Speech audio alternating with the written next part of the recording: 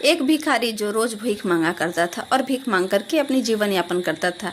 एक दिन ऐसा होता है कि वहाँ से एक व्यापारी गुजरता है और उस भीख मांगने वाले को कहता है कि आप कोई काम क्यों नहीं कर लेते हो।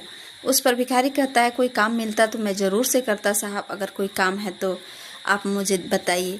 उस पर भिखारी को वो बोलता है, ठीक है, मैं तुम्हें काम देता हूँ, मैं अपने बिजनेस में तुम्हें वहाँ पर 90% मुनाफा का हकदार बनाता हूँ, अपना पार्टनर बनाता हूँ और 10% तुम मुझे मुनाफा वो दे देना। उस पर जो भिखारी है वो खुश हो जाता है और वहाँ उनके फैक्ट्री से सामान ले आकर के बेचा करता है और बेच करके खूब मुनाफा कमाता है। और जब देने की बारी आती है 10%, तब उस दिन आते हैं मालिक जो जिन्होंने इसको व्यापार दिया था। तब वो बोलता है कि साहब मेरे तो बिजनेस में बहुत घाटा हो गया, मैं तो आपको नहीं दे पाऊँगा, अगले महीना दूंगा।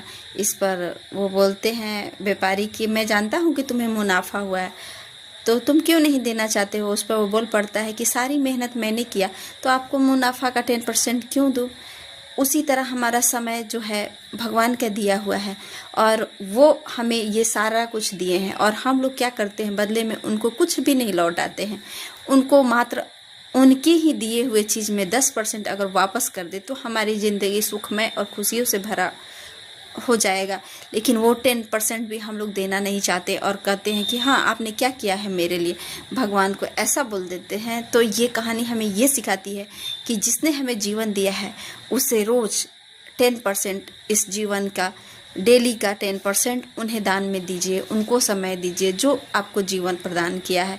तो जय श्री कृष्णा, राधे राधे। कैसी लगी है जानकारी, अच्छी लगी तो लाइक शेयर जरूर से करें। मिलते हैं इसी तरह की अच्छी सी प्यारी सी कहानी के संग।